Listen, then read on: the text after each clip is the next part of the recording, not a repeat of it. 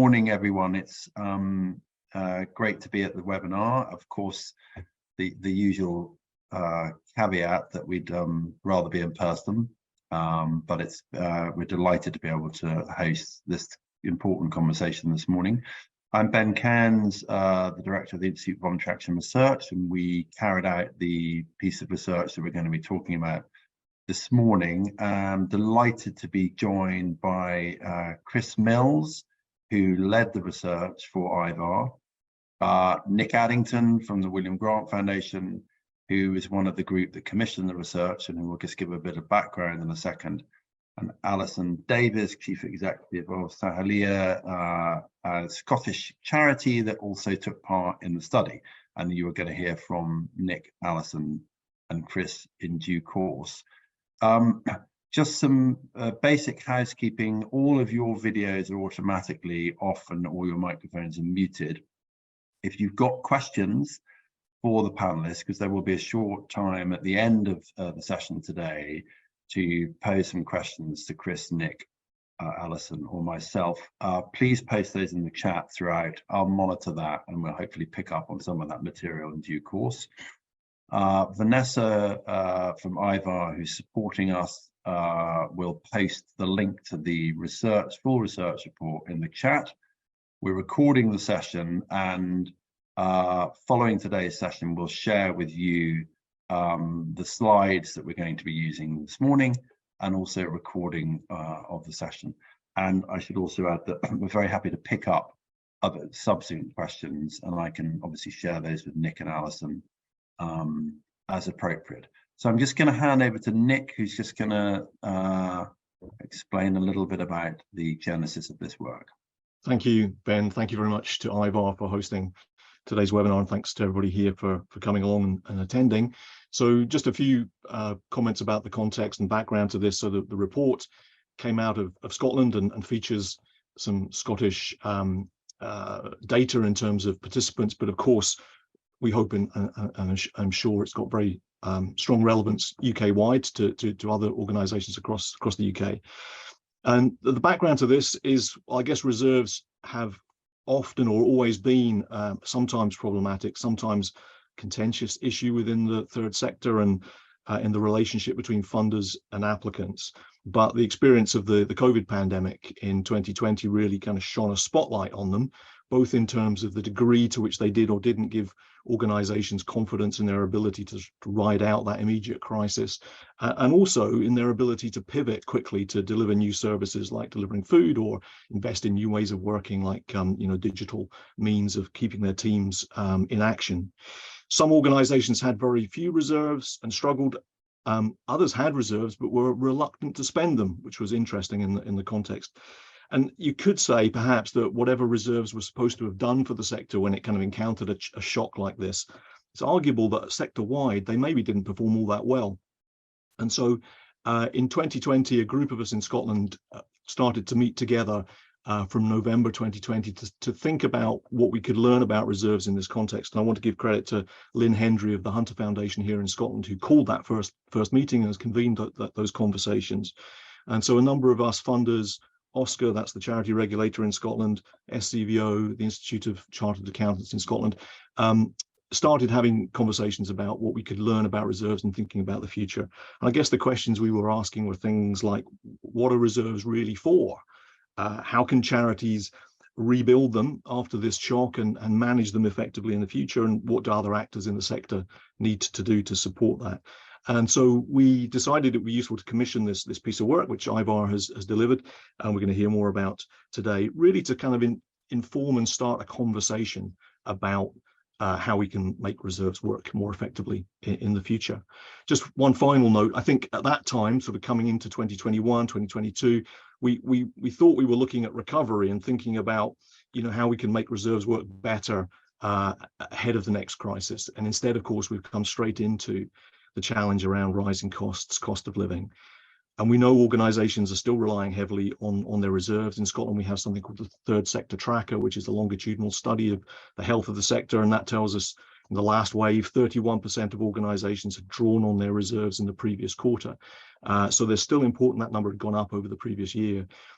inflation is eroding the value of reserves, and organisations having to think very hard about which of their activities are sustainable in the current situation. So I think this year, if anything, is going to be even harder and more challenging, particularly in terms of enabling organisations to build and rebuild reserves. So this is a very timely event and a timely conversation, and thank you, Ben, for inviting us to be part of it. Thank you, Nick, very much. We're going to go straight into the presentations now. We're going to hear from Chris, who's going to talk through some of the key findings from the study. We'll then hear from Alison, who will offer a charity perspective on different aspects of reserves, and particularly, I think, in the current context as Nick has described. And then we'll conclude with thoughts from and reflections from Nick on the actions that are possible and available in the spirit of taking a more collaborative approach to thinking about how we can build and work reserves better. And then, as I said, there'll be some opportunities at the end for questions. So Vanessa, we're going to start the presentation now. Nick and Alison and I will disappear from your screens, and over to you, Chris. Lovely, thank you, Ben, and good morning, everyone. So yes, I'm going to take you through some of the findings of the research, but if we just start by looking at some of the research objectives that we had. So if you can go through to the next slide, Vanessa. Yeah, thanks. So the research objectives were to, firstly, to understand how charity reserves can contribute to a dynamic and resilient sector, and also to explore how charities can manage reserves, both for stability, but also how they can make their reserves work harder. And actually, I suppose these objectives reflect a long-standing tension that exists within the charity sector between perceptions that some charities may hold too few reserves and therefore are not very financially stable and sustainable, but also, on the other hand, that some charities may hoard reserves and put too many reserves aside, and charities have to kind of navigate that kind of tightrope or between those two extremes, and it's not always easy. Next slide, Vanessa. Thanks. So the research questions we have, I've put up on screen there, and basically we were looking to understand charity perspectives on reserves management, why they hold reserves, what the purposes are, but also how they go about managing their reserves, their actual practices in doing it. We also wanted to explore opportunities and barriers to better reserves management. And we also wanted to get the perspective of funders, commissioners and other organisations and think about how they may be able to create the right environment to be able to support charities in the effective management of their reserves. So if we pop into the next slide. So in terms of our research, we did a desk review of literature on charity reserves. That was both academic and practitioner literature. I'm not going to go through that today, but if you do want to read that, you can find that in our report. But in terms of the research, which I'm going to talk to you about today, we collected and analysed qualitative data. We looked at the published annual reports and accounts of 40 Scottish charities, paying particular attention to the reserves policies within those documents. We also then interviewed in depth representatives of 13 Scottish charities to explore how they went about charity reserves management.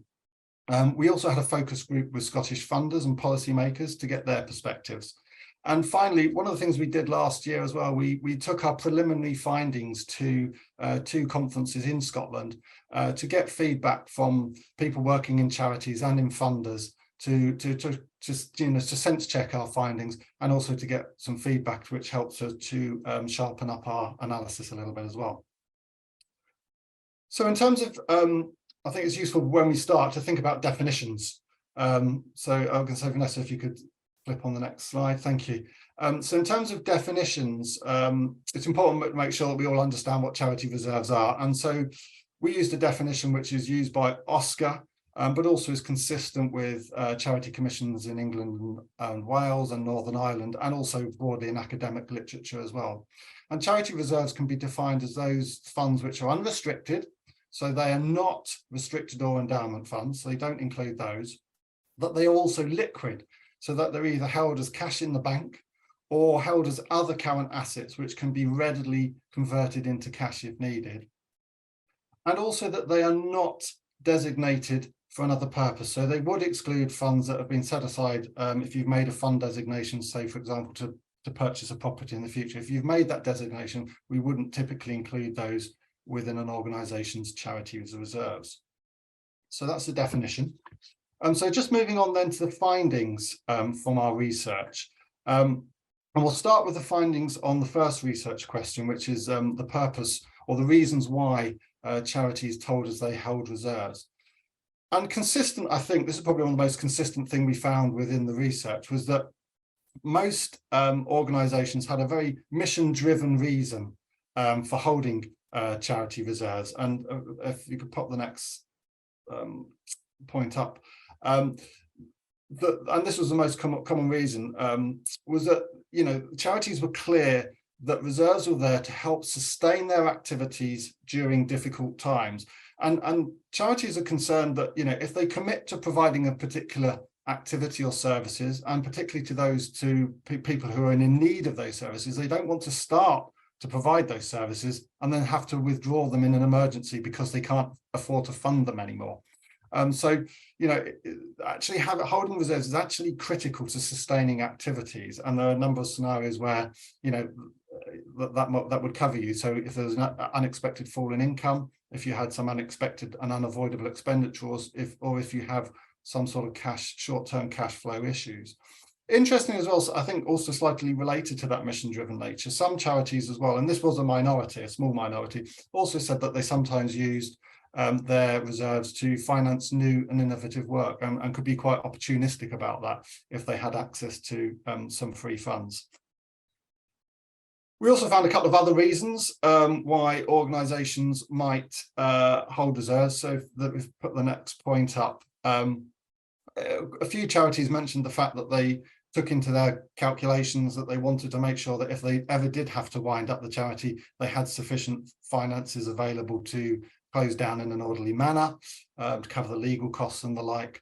But also, and this is an interesting point, which we will return to, some charities said that they held reserves because they wanted to provide confidence to donors and funders. And so indicative there, I think that the charities are very aware that external organisations such as funders, and to some extent also charity regulators, might be having a look at the levels of reserves that they hold. So now moving on to how charities manage their reserves. Oh, I think you might want to go back.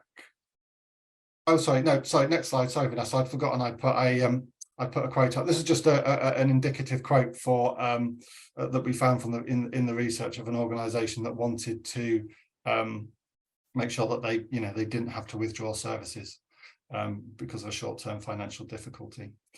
So yes, next slide, Vanessa. I'll now remember where I am. Okay, so we looked at charities' practices and how they managed reserves and what they told us, and we saw considerable variation in this. And we kind of analysed that, and we came up with four main features we thought that characterised charity reserves management practice. And for each of those features, we also kind of identified a spectrum of practice as well, ranging from what we've characterised as being the more basic and to the other end to being strategic. So I'm just going to take you through those four characteristics now. So the first of these was the extent to which charities thought about their own particular circumstances. If you could put the first bullet up. So we found that some charities were heavily influenced by what they thought the Charity Commission or perhaps funders expected of them in terms of reserve levels. And they often used kind of simple rules of thumb. And the most common we heard was, we're expected to hold 3 months reserves, or sometimes that figure might be a bit different. It tended to be between 3 and 12 months, but 3 months was the most common. At the other end of the sort of spectrum, there were charities that very much reflected upon their own circumstances and thought deeply about their own particular risks and issues, and determined a level of reserves that they thought was appropriate to their circumstances. And so I think that was quite a key distinction. On the second feature, we said was considerations, and if you could pop that one up, So we found that some charities tended to just think of one or two factors when they were determining their reserve levels or the levels that they required, whereas some charities at the more strategic end were considering multiple factors to determine what levels of the reserves they required. And if I'm now on the next slide, I'm just going to depart from the framework for a second, just to talk you through some of those considerations.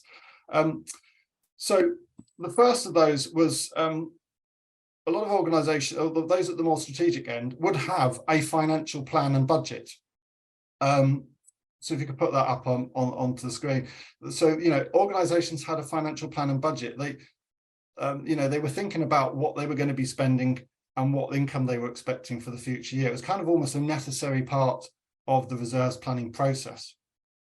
They were also, and put on the next point, they were also thinking about the risks that they faced. So having thought about what's in their plan, they then had the ability to think about what the risk of not achieving the income that they had in their budget, or the risk of incurring unexpected or unavoidable expenditure. Now, the point with the income, the significant or the risk of a fall in income, this was the thing that most charities mentioned. So that was probably the most common of the considerations. And a lot of organisations probably just mentioned that in their charity reserves. They didn't often put that in the context of some of the wider issues as well, and perhaps even within the context of the financial plan. But on top of those two considerations, we picked up what I've referred to as substitute reserves, and I have used a term that is used by a US-based academic. So if you could put the next points up. There were a range of considerations that charity representatives talked to us about, which was kind of potential resources that they might be able to get their hand on, which weren't necessarily cash in the bank, but which they might be able to rely upon in difficult times. And these were established donor networks. So a couple of charities said to us that, you know, in an emergency or in difficult periods, they had some really close donors that they might be able to call upon and would be confident that they would be able to support them at a point of difficulty.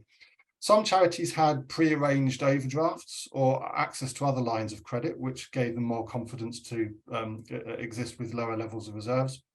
Some organisations owned assets, and they said that in times of difficulty, if they might be able to borrow against those assets, for example, or perhaps even sell if they, you know, if it came to it.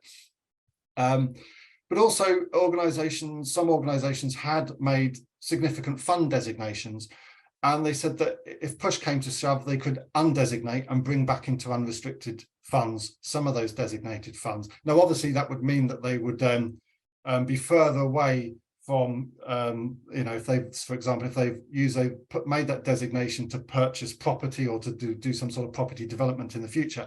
Obviously, if they undesignate them, they're going to be further away from the goal that they've set by designating them funds, but it would mean that they would be able to survive in the short term. So all of those considerations may help organisations to think about whether or not they needed more or less reserves. As I say, some organisations thought about all of them, and some maybe just one or two. So if you move on to the next slide, and we'll go back to the framework. And the third point on this was the time horizons that organisations had. So if you pop up the next point. If you read some charities' reserves policy in their accounts, sometimes they're written as if the reserves exist to cover last year's expenditure, or you know, that are covered in the accounts. Whereas those at a more strategic end, they've got a clear focus on the fact that the reserves are there to cover future eventualities, and a sense that the reserves policy is based upon their future needs. You know, so they would be referring to, say, for example, their future budgets, expenditure budgets, and what sort of reserves cover they might want. And also on the fourth point, which is around communication, we found that some charities were, and if you could put the fourth point up, some charities communication of the reserves policy was weak within their annual reports, but some at the more strategic end were very good at explaining the rationale for the level of reserves that they wanted to hold, and the considerations they've been through, and kind of justifying the levels of reserves that they wanted to have.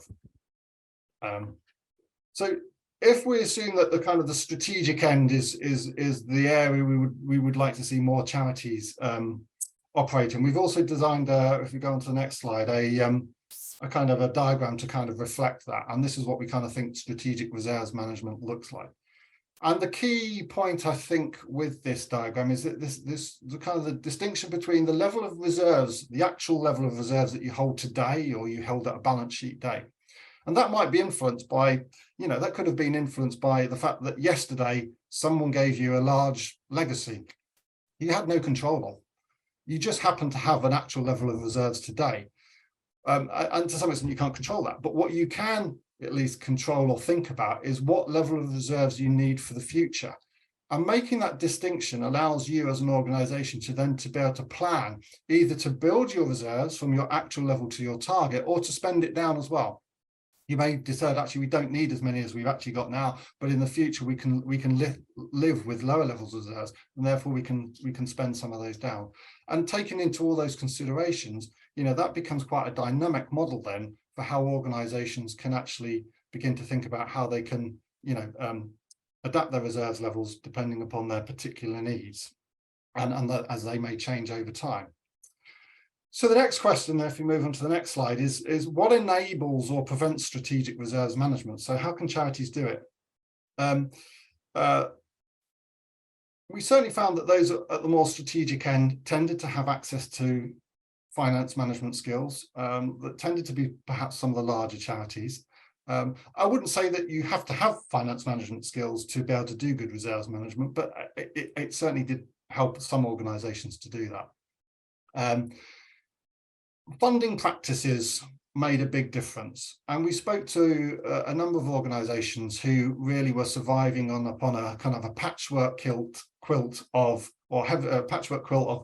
restricted and short-term funding. And in that environment, it's very difficult for organizations to be strategic, to do their strategic planning and work out what reserves levels they want to move towards, because they are just almost living from hand to mouth each year. And it's very difficult to be able to plan to build or spend down reserves when you know that restricted funding typically won't allow you to add to reserves if you need to. A funder within restricted funding won't provide for that. Unrestricted funding, on the other hand, gives the organisation the flexibility to be able to pull down or put money into reserves if needed. There's also an interesting dynamic around people's perceptions of trustees and how much confidence or caution that they might have around reserves, and it seemed to be quite an attitude issue, I suppose. And some trustees, interviewees told us about, they felt that trustees were very cautious, that maybe the charity had taken some time to build up the reserves and they were very cautious about now spending them. Whereas other organisations had trustees who seemed a lot more confident about being able to spend reserves if they needed to, and perhaps because they felt they could rebuild them again if they needed to as well. So just moving on then to some issues to consider, and we know we've got both charities and funders in the audience, so I'm just going to quickly go through two things to maybe think about if you fall into one of those two camps. So if on to the next slide. So if you're a charity, I would certainly, from this research, urge charities to spend time to reflect on your own circumstances. And do the critical thinking that's required around, what level of reserves does your charity need and what will it need for the future, and try to resist kind of that uncritical acceptance of the normative expectations that people have around charity reserves. I would also urge charities to integrate the reserves management with the strategic planning, the budgeting and risk management processes, and to do that at least on an annual basis. And so think of those things together in the round. The third point is, we would say life is easier. It's easier to do strategic reserves management if you have access to unrestricted funding. So if you can access more of that, great. We know that that's not easy, and charities probably want to do that anyhow. But it is a point, is a point worth remembering that if you can do that, it's going to make your life easier to manage your reserves. And also access training resources. I have seen that some organisations are already using our report as a bit of a framework or putting it in front of their trustees to help them think through some of the considerations and their approach to charity reserves management. But there are other resources out there on the respective charity commissions, but also from the charity finance group and others, so do access those. And then just moving on to the next slide, for the funders in the audience, and I know Nick's going to cover some of these points, so I'm going to fly through these pretty quickly. We would say provide flexible funding. If you can provide unrestricted funding, it enables charities to be much more strategic and manage their reserves flexibly. And I think that's to the good of charities themselves, but also to the funders. We also think it's good to have a dialogue with charities about their reserves. We heard about charities, a number of charities told us about their frustrations about being rejected or having funding applications rejected by funders when they didn't think that they properly understood their reserves policy. Now, of course, that might in part be because the reserves policy wasn't necessarily well articulated in the accounts, but I do think there is also, it's important that funders take a nuanced approach to reserves management, don't use straightforward rules of thumb, and if they're not sure, to have a discussion with charities about their approach to reserves management. And thirdly, and the final point really is, we suggested that there may be options for funders to do to contribute, and perhaps by increasing the supply of substitute reserves, as we've called them. And what we were thinking there may be ways of using or leveraging some of the assets on funders' balance sheets. There may be opportunities for seed funding for some sort of mutual insurance fund that may be able to pay out for organisations in difficult times. They are very sort of nascent ideas, but we've come up with a few, and I know Nick's taking, with his group, has taken some of those forward. But that's kind of what I wanted to say in terms of presentation. But just as a final reflection, I think it's, we're now in difficult times again.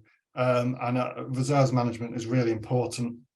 And certainly within our research, we had 2 charities that went into the COVID pandemic not having thought about reserves much. They almost went bust. And as part of the interviews, they reflected to us that they wish they'd spent more time thinking about reserves before. They managed to come through it okay, but it was a tough journey.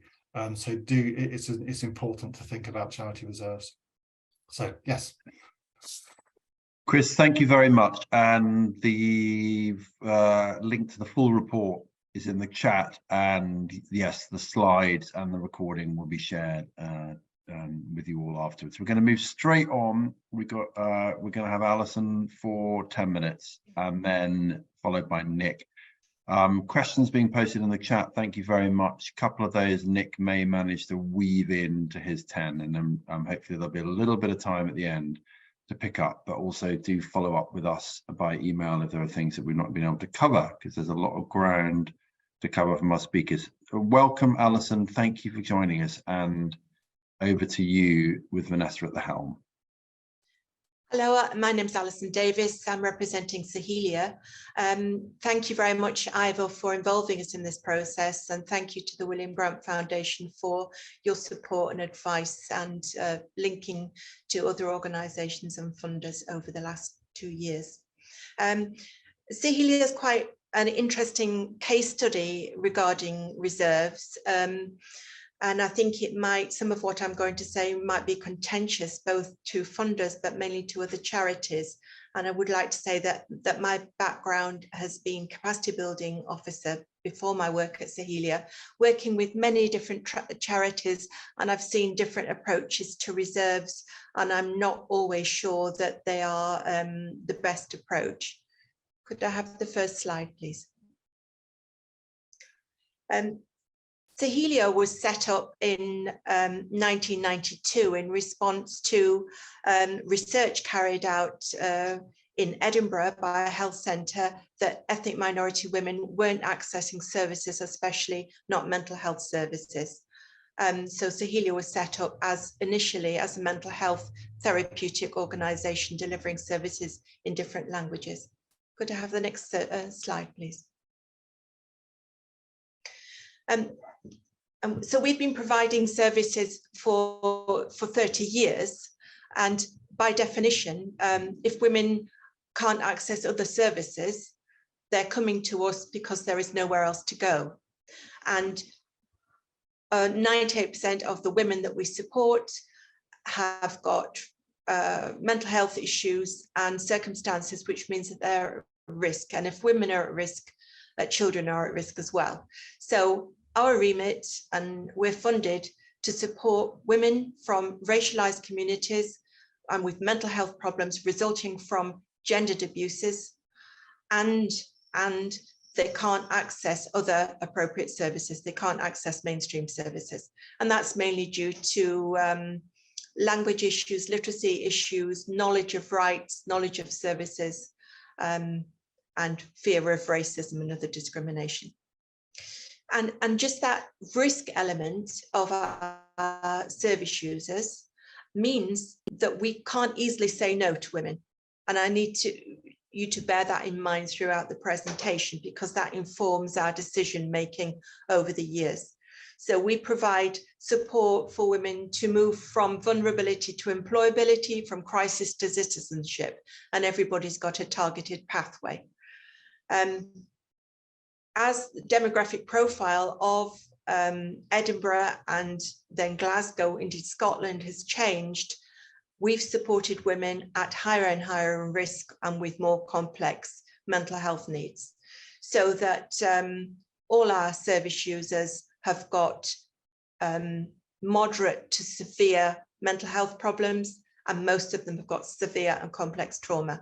And that's a result of female genital mutilation, forced marriage, honour-based abuse, domestic abuse, the route of migration, sexual exploitation, trafficking, and very frequently all of those or many of those. Could I have a next slide, please?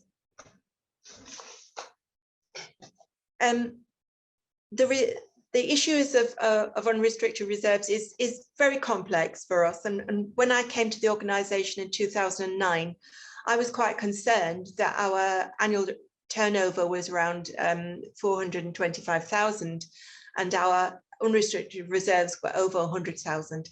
And many funders wouldn't fund us because our reserves were so high, rightly so in my view.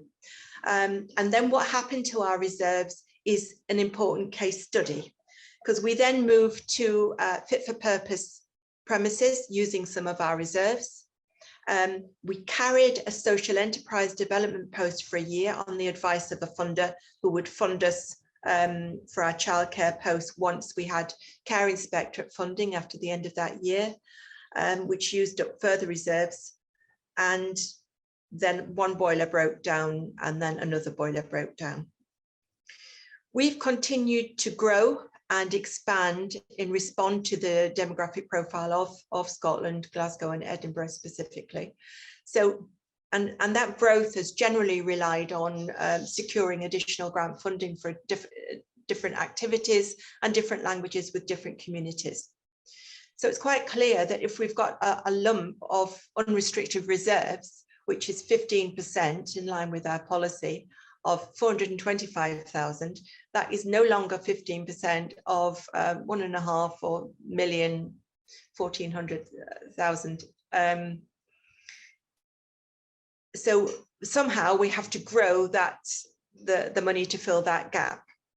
That's quite difficult. So could I have the next slide, please? If we're to grow unrestricted reserves, there's a range of approaches. My feeling is that if we're basing our activities on grant funding, which have got budget headings, it's very, very difficult to ask funders for unrestricted reserves.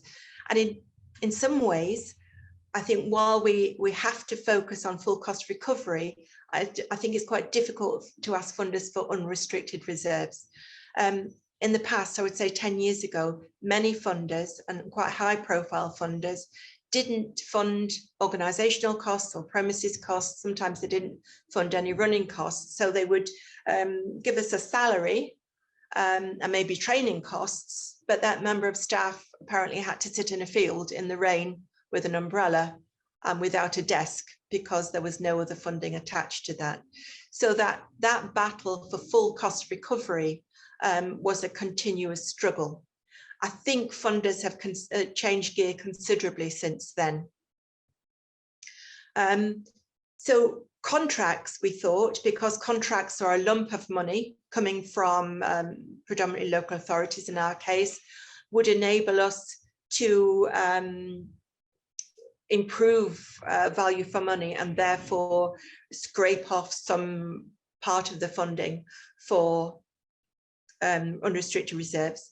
However, contracts and competition for contracts became more and more squeezed, with us competing with organisations who were providing services at a much lower per capita per hour cost than we were, with worse pay and worse employment conditions. And meanwhile, our demand for our services grew and grew. And just to give you an overview of what kind of demand we're dealing with, we're just before lockdown, we were supporting 1,303 women in the year before lockdown, women from 51 different national backgrounds, and that support was provided regularly in 14 languages. We were thinking that we would be fine because our Edinburgh social enterprise childcare was going very well. There was considerable demand. We had Social Investment Scotland engaged with plans for doubling our Edinburgh childcare service, which would help us to cover organisational costs. We'd opened a large premises in Glasgow to take advantage of spreading costs across organisational costs across more activities. What could go wrong? We were doing really well. And that was despite the fact that at the end of March 2020, we were expecting to lose 80% of our funding because of Brexit. But we had plans in place.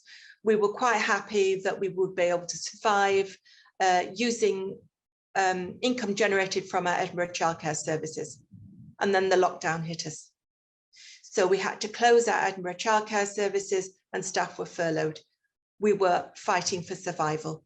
We had absolutely no cushioning in our unrestricted reserves. It was minimum level as a percentage of our turnover, although the turnover was much reduced. And we had to take a completely different approach. And that had to be a multi-pronged approach. Could I have the next slide, please?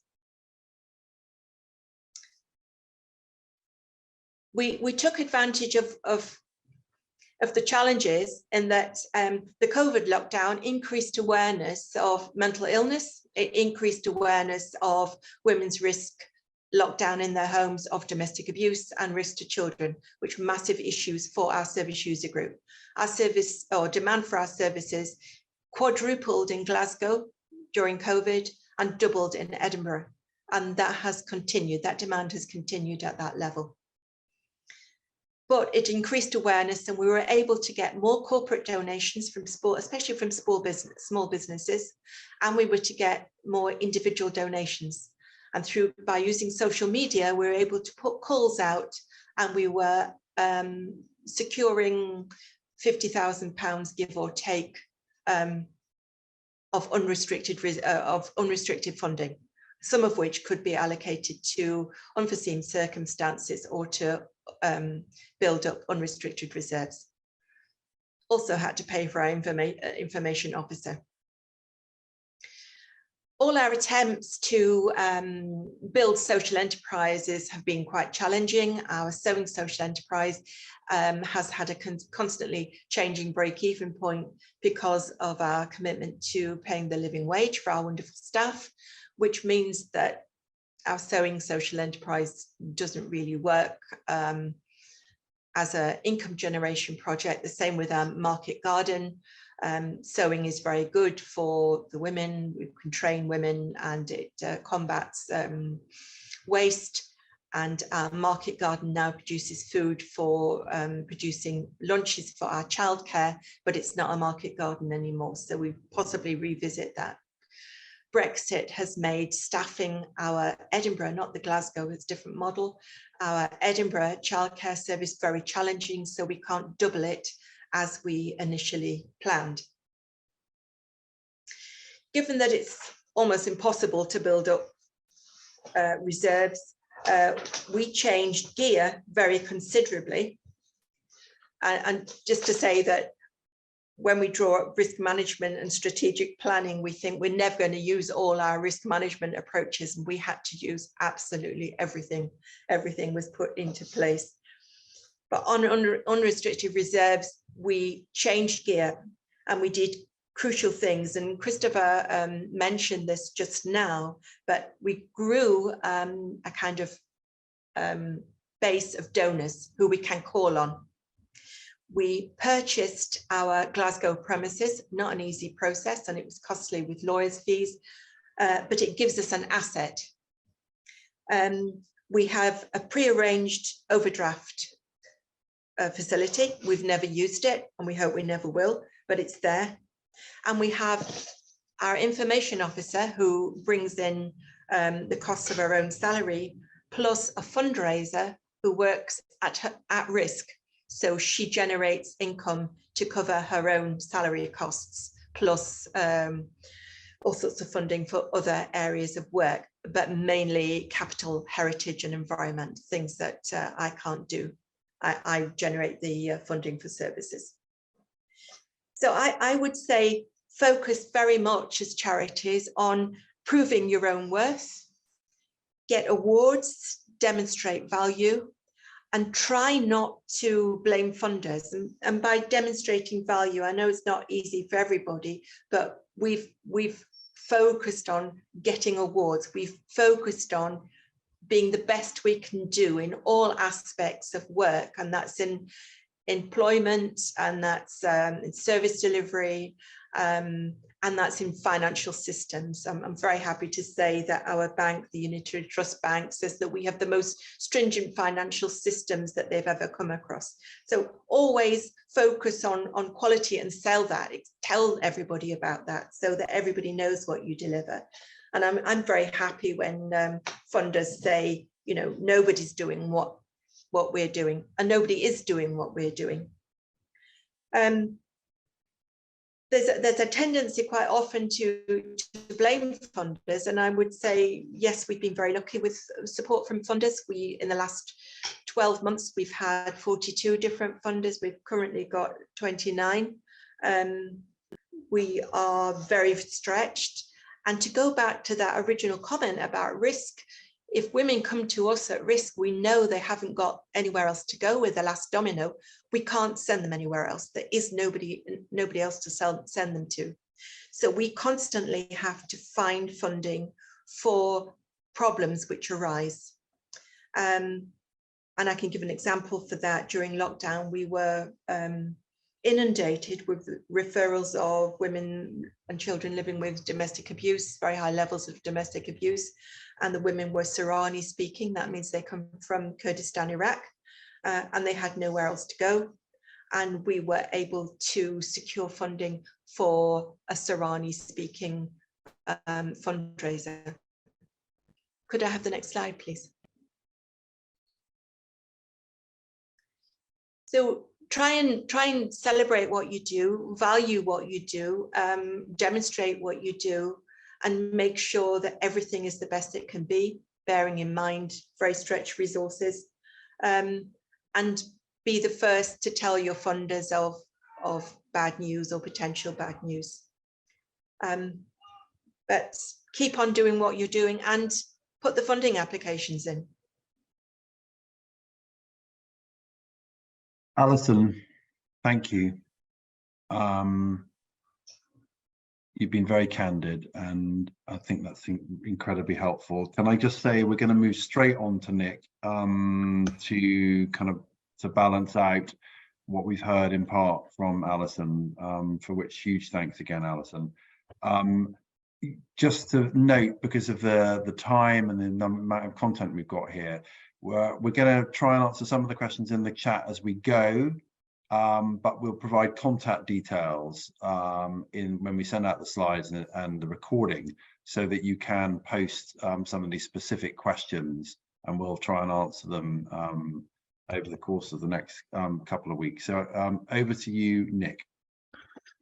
Thanks, Ben, and thanks, Alison. I thought that was a excellent illustration of A, the challenges of running an operational charity, and B, how reserves kind of weaves into so much in terms of your strategy and operations and finances. And it touches on a number of themes that I was going to mention. I'm conscious of time, so I think I'm going to give you sort of an abbreviated version of my comments here, and I'm conscious we've had a few questions, so I'm really keen that we've got a bit of time to answer the questions that folk here on the webinar have. So just to preface my comments, a couple of things. I am, of course, just one funder, and funders are very different. I have particular views and ideas. Other funders may have others, and as funders, we all face different kind of constraints in terms of what we do and how we work. But I'm going to offer a few thoughts. The report highlights a few considerations for funders, which Chris mentioned: providing flexible funding, entering a dialogue with charities and making informed assessments about their reserves, and exploring options for increasing the availability of substitute reserves. So I've got a few thoughts to offer on each of these in turn. I will be brief, I think. I've got one slide on each of them. If we can move to the next slide, please, Vanessa, thank you. So these two statements to me kind of feel as if they're at the heart of this, because they're kind of self-evident and they're fundamental to any consideration of making reserves work, especially if we want them to be used dynamically, as Chris talked about, the idea that you can build reserves, but you can spend them as well. But you're not going to unless you think you can rebuild them again. So that's a key concern. How do you replenish reserves? And then unrestricted funds are by definition what we're talking about here, and you can't set unrestricted funds aside if you don't have a surplus. So there's no point talking about reserves if we think surplus is the dirty word. And there kind of has been a bit of a tendency within the sort of funding landscape to think almost as if it is, because charities tend to get funded on a kind of break-even basis. You have to say exactly how much it's going to cost, and that's the maximum you'll get. If you're contracted to deliver a service, often it's based on that kind of break-even budget, even clawing back underspends in some cases. So these truths, I think, for me, have implications for both funders and charities. For funders, and I could say a lot more about this, but I'll just be very brief, our grant making needs to be regenerative rather than extractive. So we need to try and think about how we can leave the organizations that we fund in as good as or better financial shape at the end of that grant period than when they started. And there is a risk, because of some of the pressures on funders to be effective, strategic and accountable, to really restrict the amount of flexibility we give to organizations in terms of the funding we give them. The idea of allowing money to be used for things that aren't directly in line with our charitable interests or set aside for some undetermined use in future kind of runs contrary to some of those kind of drivers for funders to be really thoughtful and targeted and strategic. And so we need to think about how collectively we can address that. You could see it as a problem of the commons, if you like. We've all got an interest in a healthy, agile, vibrant third sector, and we need those kinds of organizations to be coming to us to apply for funding. But yet, for any individual funder, there's a kind of disincentive to actually support the kind of core costs and reserves that enable organizations to have that resilience, that adaptability, that opportunity to really thrive and focus on their own mission. So collective challenge, I think, is to think about that shift from extractive to regenerative. What should funders be doing? I think we need to interrogate whether, in actual fact, we could use unrestricted funding in some or more cases.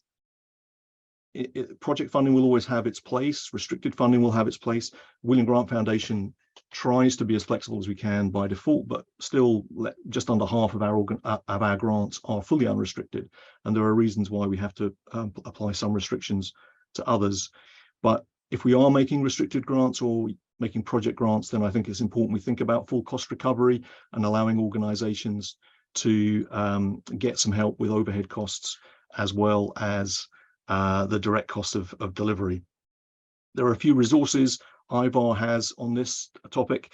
There's a report they wrote on unrestricted funding and how funders think about using it, and maybe Vanessa could share the link to that in due course. I also wrote a blog for IVAR with a couple of suggestions, a couple of things we do at the William Grant Foundation, which might be of use. There's also a really interesting project in the States where a number of funders have been looking at how project grants can still support the financial resilience of organizations. And there's a great blog called Project Grants Still Need Not Be the Enemy. And I'll post a link to that if I have time at the end. For charities, I think a consequence of these statements is you have to budget ruthlessly for a surplus in unrestricted funding if you need to build reserves. And Alison touched on this with some really interesting sort of illustrations around how to think about this.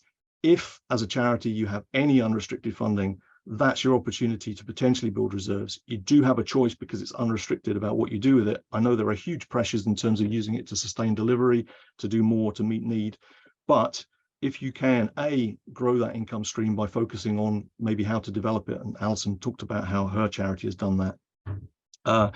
And if you can budget to not spend that, but to set it aside when you need to, that's your opportunity to build reserves. So I think charities need to think about building project budgets, which will allow surplus in unrestricted reserves. Funders need to support organizations to develop those funding streams.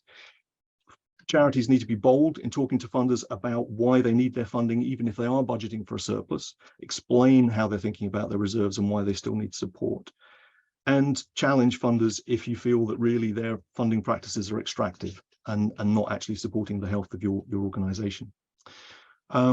If we move on to the next slide, Vanessa, I'll talk very briefly about the last 2 points. So the second consideration for funders was about having a dialogue with charities and making informed assessments about reserves. And it struck me that where the report that Chris talked through has this sort of spectrum of activity in terms of how charities manage reserves, we could kind of flip that and think about looking in the mirror a bit as funders, and actually how we work with charities around reserves could be at the more basic end or the more strategic end. So I've just adapted the wording here to reflect that. There's a couple of questions in the chat about funders' expectations, and I'll maybe kind of take those when I've finished talking in just a second. So I'll not dwell on this beyond saying that I think we shouldn't perpetuate the myths that funders all have very static and simple practices around reserves. I think actually many funders are more flexible and interested in understanding reserves than perhaps we sometimes assume. So, you know, don't assume your funder is going to have a very simplistic approach to reserves. Do talk to them and approach them. But I think we also have to recognize that how much organizations have in reserves and what they're planning to do with them is a legitimate concern for a funder. If you've got a finite pot of money and you've got competing applications, if somebody legitimately has reserves that they could be using for the project they're asking for help with, then that may be a legitimate reason to decline help. Similarly, if an organization is really struggling in terms of its cash flow and really has risks around sustainability, then that's a concern for a funder. And there are choices then about how a funder wants to respond in terms of supporting organizations in that situation. Okay, can we move to the final slide, please? Thank you. So this relates to the third consideration, which was around exploring options for increasing the availability of substitute reserves. This is a really interesting area. I think I mentioned that group in Scotland that's been meeting to look at this topic of reserves, and we're continuing to meet. And one of the things we're particularly interested in is this idea of substitute reserves, lines of credit. I won't talk a lot about this, but just the slide here really is observing that funders have strong balance sheets. So the top 300 foundations in the UK in 2019-20 had assets of 44 billion, and that's if you take out the Wellcome Trust, which is such an outlier in terms of its scale. It skews things a little bit. Whereas operational charities, their reserves and balance sheets will be considerably less than that. So it's a really interesting challenge to think about whether or not we can perhaps leverage some of these assets on funders' balance sheets to support organizations that are holding all the risk, to manage that risk, or to seize opportunities. And I think it's important that we think about reserves not just about managing risks, but also about seizing opportunities. There's one example that I think is really interesting. I'll mention that and then I'll stop, which is the Esme Fairbairn Foundation, as part of its social investment approach, and does a lot of interesting things in social investment. It has something called a land purchase facility, where if an environmental charity wishes to acquire a piece of land that's come onto the market, the foundation will, as it says, loan its balance sheet to the charity by buying the land and holding it for a period of 2 years while the charity has a chance to then fundraise and liquidate assets, maybe, in order to be able to then buy the land from the foundation. So that kind of concept just illustrates the concept of sort of leveraging people's foundations' balance sheets to see some of the opportunities that organizations might otherwise have to amass reserves to achieve. And there are maybe opportunities on the other side in terms of managing risks. Alison mentioned overdrafts. There are things maybe around loan guarantees, which funders could be looking at. Really interested in examples. If there are any out there, please get in touch if there are, and we'll continue to try and explore that, and maybe even pilot some opportunities around that space going forward. I'll stop there. Thank you. Brilliant. Thank you very much, Nick. Vanessa, we can stop sharing, and we're just going to finish off. If Alison and Chris, you can get cameras and mics on. Chris, thank you. You've been answering some of the chat. I posted in the chat that we will provide contact details when we send out the slides and recordings. So please pick up on some of your questions. We're not going to have time for them. I'm actually going to ask our three speakers in a second to offer just one closing reflection. And I think I'm going to ask you to think about something that if you could wave a magic wand over this terrain, something that that really would make a difference from the position you occupy. And I'll go first while you've got a bit of time to think about that. I was struck by what both Alison and Nick said from different perspectives about the importance of dialogue and the importance of openness. But I also know, having spent 35 years running charities and raising funding, that it's really hard to speak truth to power. So my wish would be that funders take responsibility for publicly signalling that kind of dialogue is an essential part of grant making, and that they enable that shift to begin. Can I move round? I'll move round in the order that we spoke. So I'll ask you, Chris, one wish before we close. Yeah, so it's interesting, just looking at some of the things in the chat, and apologies we've not managed to respond to everything so far, but one of the things that's coming through is just kind of the idea of the funders' expectations of a particular number of months held in reserve, whether that's 3 or whether it's 6. And I would say, if funders are sort of saying to you, we expect you to hold 3 months or 6 months, I'd go back to them and say, there is no one rule. We've come up with our level of reserves, which is specific to our particular circumstances. So I think the more and more that charities and funders can understand that reserves need to be tailored, reserves policies need to be tailored to the particular charities and the particular circumstances, I think that would be a good thing. Thank you, Chris. Alison, your wish. Yes, I agree. At the same time, I mean, we're saying to funders, yes, we could possibly increase our reserves, but we're quite often in the situation where we've got massive demand from women who might die. And do we put 10,000 into the reserves? So do we get somebody who speaks that language and save lives? It's not an argument. And I think it's down to us to make sure that we have got other approaches and that we're letting funders know what our actual situation is and what our women's needs are. Thank you, Alison. Very eloquently put. And Nick.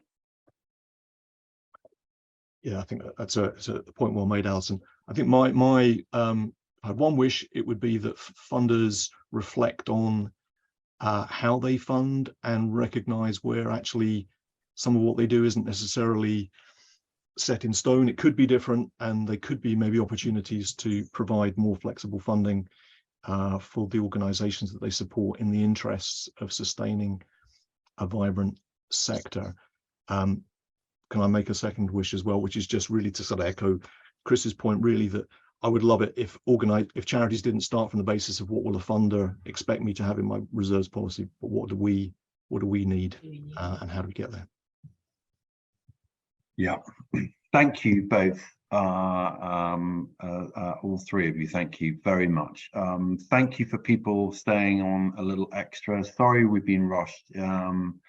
It's a big topic, not least because it connects into so many other considerations around planning and relationships and the operating environment and funder practice. So do follow up on some of the links. We'll provide those when we contact you afterwards. If you'd like to sign up for IVAR's newsletter, there's opportunity to do that on our website. And go well and good luck with your endeavours. And thanks for joining us. Thank you.